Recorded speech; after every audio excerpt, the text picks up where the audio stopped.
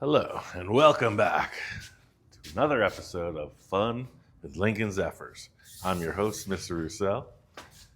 Today we're going to be continuing on this floor pan journey right after these messages.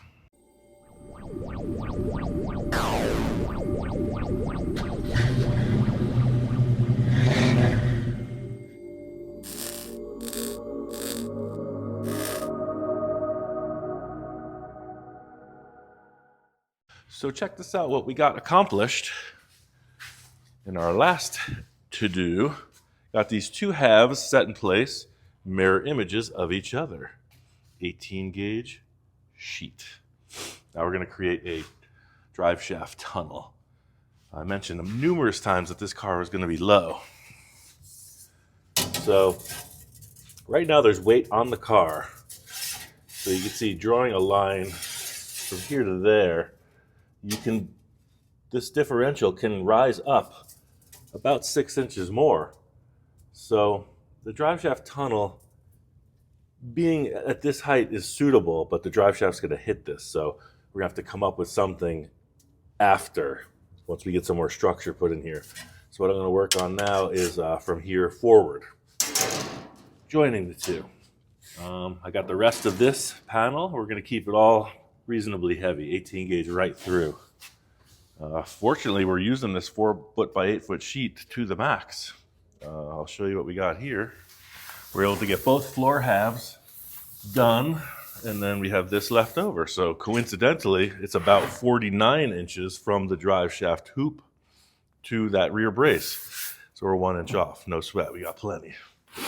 I'm going to use a fabric measure that someone gave me for specifically this task. So a viewer of our channel sent me this. He's like, when you gotta measure the curved stuff, why don't you use one of these? Thank you. So I'm gonna. Whoa. We're gonna go up, over the top, and down. So that is approximately 22.5 inches. So we're gonna find the halfway point on this sheet. We're going to find the center, because what we want to do is, for lack of a better term, sort of a bowler's cap profile. Are you familiar with a bowler's cap? Bowler or boulders? Bowler. I am not. You might not be the only one. So consider this. You got your guy, right? That's his head, right? Right? Mm-hmm. And he's happy, of course. Always have to have the googly eyes. So the bowler's hat would be the simple profile, like that. That's your brim. Does that make sense? Does that look like a transmission tunnel to you? Isn't that what they're wearing on Little House on the Prairie? We've been on a Little House on the Prairie kick. It's really good. I highly recommend it. If you're not hip. We're literally watching Little House on the Prairie. I love it. These are some cold winter evenings. Sunsets at about 4 p.m. at our house with the mountains now. So, yeah, there's not a lot to do after dark when you're not at the workshop. So we said 22.5, so half of that is 11.25 roughly. So let's pull 11.25. Let's just do 11, because I know how this is going to end up in the end. Let's go 11 and 22.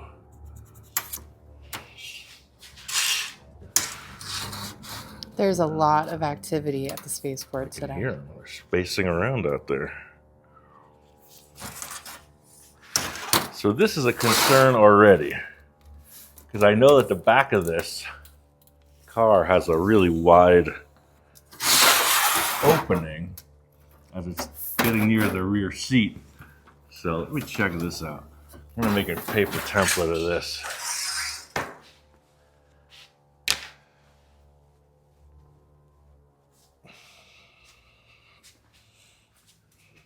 This was my concern.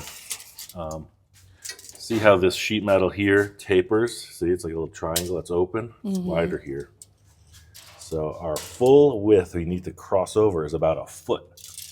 So up here, See, we're just gonna make it. If we end up with 12 inches, I think we're gonna make it. Let's just make it and make it count. All right, so looking at that shape that we measured all the way around, we know that it was this distance all the way over the top, but the curved part only happens in a section of that. You can see that this has legs that start vertical about 4 inches or so. So our curved area is only going to be in about a foot of that, give or take.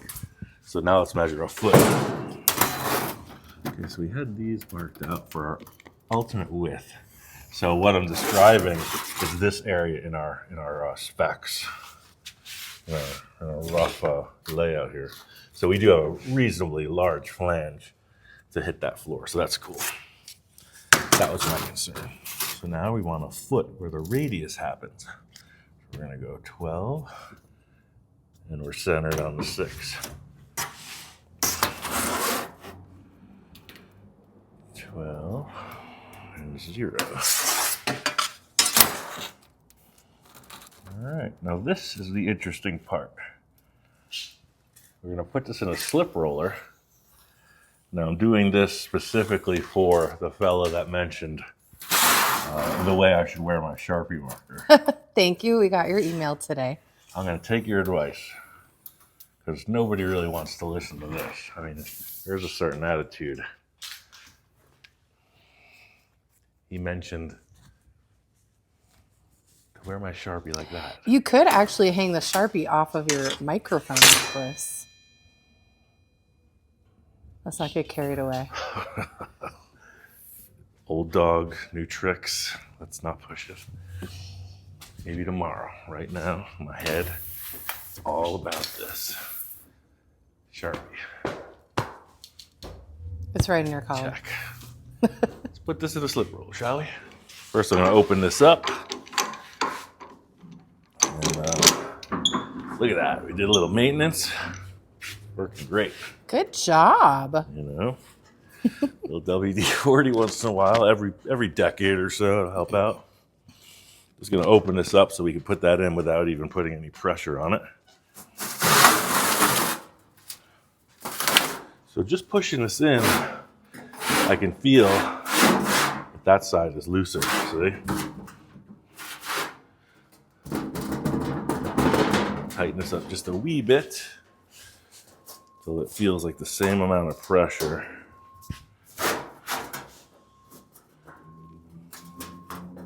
Yeah, that was it right there. So now I'm basically centered on our mark. That's our center mark right there. Measure this, see if we're even. You know, now that we're inside and out of the sand, I think I'm gonna take a little time over the holidays. I'm gonna wire wheel this tool. It's too nice of a tool to be using like this. You hear all the sand grinding around in there when I turn it. Yeah, now we're centered, cool. So the reason I centered it because I'm gonna tighten this tool while it's in position and counting the rotations of the dial. I'm just going to go 1, 2, 3, 7, 2, 3, 4, 7. And then I'm going to go to the mark, and then center again.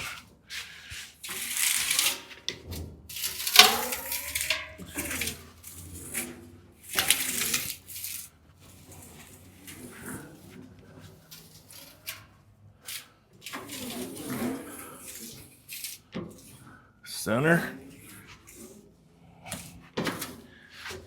1, 2, 3, 4, 5, 6, 7. 1, 2, 3, 6, 7.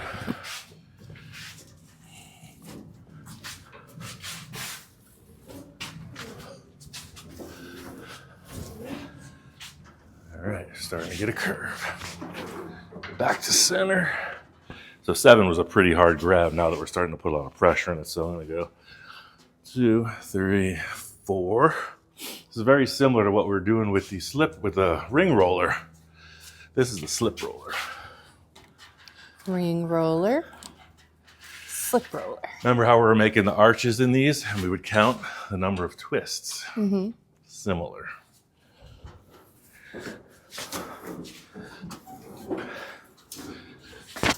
Yeah, 4 is about the max we want to go. Cool, back to center. And 3. One thing about these tools is it's not an even ratio. As these wheels get closer and closer, it bends more and more. That's why it's getting harder to twist. That was going to be my question. You Aha. read my mind. What we're trying to do is get these right about now. We're a little bit more than 90 degrees. Trying to pull this full 180.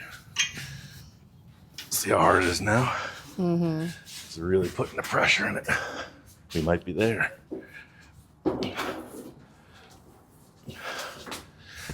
Yeah, pretty close. One more with 2 little twists. Wow. We're gonna go 1. Talk about breaking a sweat. I'll wait till I have to put this in the sheet metal brake.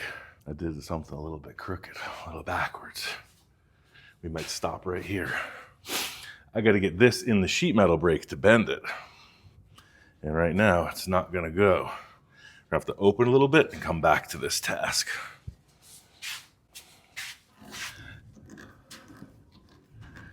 Not a deal breaker, just occurred to me. All right, so this is what we're dealing with here. Let's just see if we can't set this in the car and take a look. Just trying to see if we're in the league we were trying to accomplish. Yeah, that's pretty close.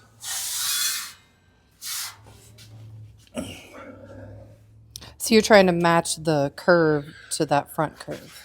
Give or take. If it steps in here, I'm not worried about that. I'm just trying to, as long as I can weld, even if it came inside here, that would be cool too. But I just look through at these lines, and those are going to jive perfectly with our floor height. Okay. So I can bend that flange out now Okay. on that line. Before we get too involved in this curling process, so you're going to have to open it up a little bit to fit it in the sheet metal brake. Right where I left it.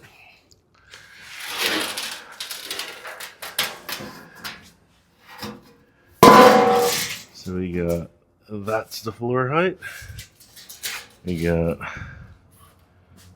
that's the floor height.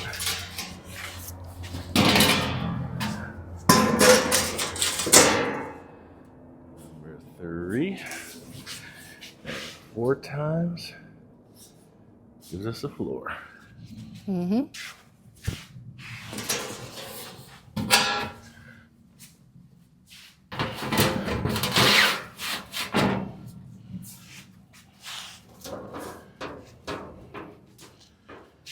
Yep, note to self. Don't get ahead of things. All right. Pull that up to 90-degree bend. Check this handle. Yeah, it looks good.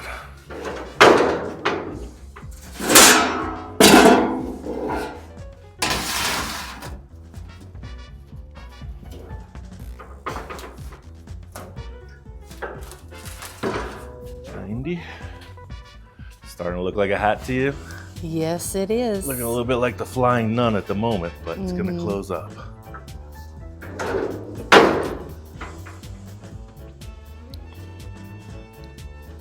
Wow. So according to our specifics, on a horizontal plane. Mm-hmm. Following me? That does not look like one. Let's continue.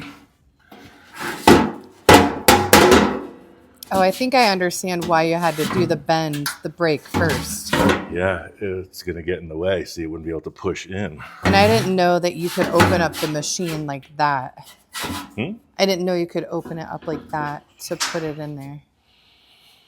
Yep. Fancy. Very fancy. Whoever designed this was thinking ahead for a guy like me about to make a mistake. Cool. So we know we got to really tighten up now. All right, see how that feels. So if these are adjusted improperly, it's going to create a cone because they're doing that. So that's what I'm doing right now. I'm going to run it back and forth and see if it's staying even with the tool, which it is. That's it, back to center. Start tight. 1, 2, 3.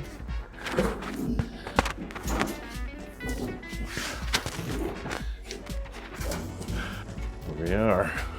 Train is pulling into the station. Yeah.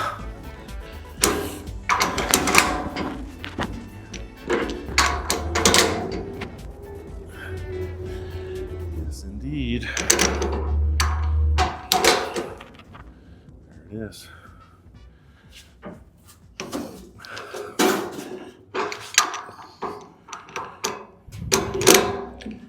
I probably need to bolt this to the floor and get a bigger handle. There we go. Yeah.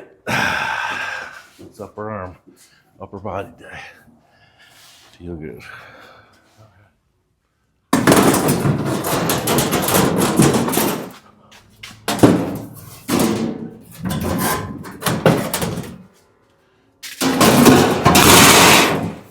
All right, so you see these kind of coming up a little bit? Mm-hmm. So I'm going to push that with the brake a little bit. A little trimming. Over there. Overshot the mark just a wee bit. Push that down. Just do a little hand persuading on the sidelines. Nothing to see here.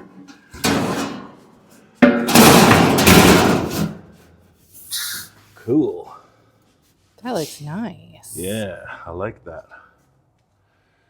All right, so we can cut back these two flanges now. Let's see. Let me just double check the center of this car because we know that this is centered because we measured. Indeed, so it's 40, 20. Yeah, look at that, right to the 20 mark. Cool. So I'm only going to need about that much material to attach the two. And then here, we're going to go just outside that pan there. And we'll mark it.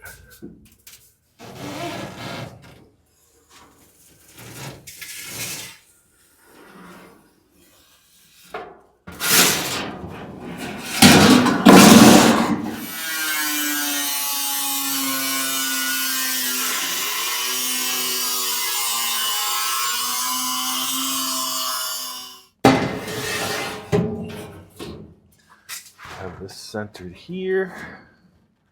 That looks good. So what I'd like to accomplish here is some kind of a strengthening of the panel. So it looks to me like I had it in the other way. It's wider on this end. Yeah. So I'm thinking, right now you just have this sheet here, right? So it's quite flimsy. And we know by using the sheet metal brake, it rigidizes it. So what I was thinking is, if we open this up a bit, see to there, we did the same on this side. We're about the halfway point to there.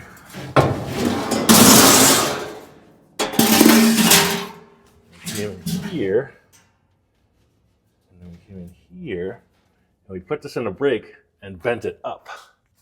That would make quite a strong. See how it's flimsy here? Mm-hmm. If we put in the brake, it's going to eliminate that. A lot more strength all the way through.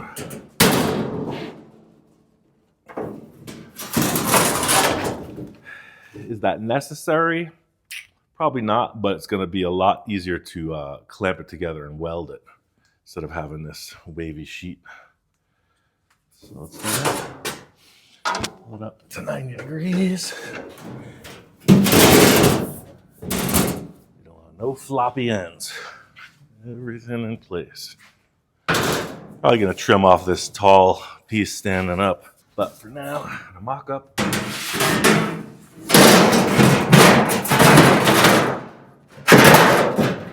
That's right, another mock up. Never ending.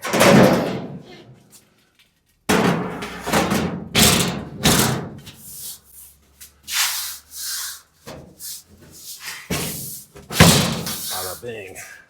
So after I clean off all the rust and everything beneath this, I can begin to fasten it. And you notice how I trim things and bring it together. You can see here already, I'm going to want to take that gap, trim up here, bring this just a bit forward to really get it to sit welded in. That's a lot of room for the drive shaft to live. Any questions? No. Well, in closing, we got a lot accomplished on setting this floor up.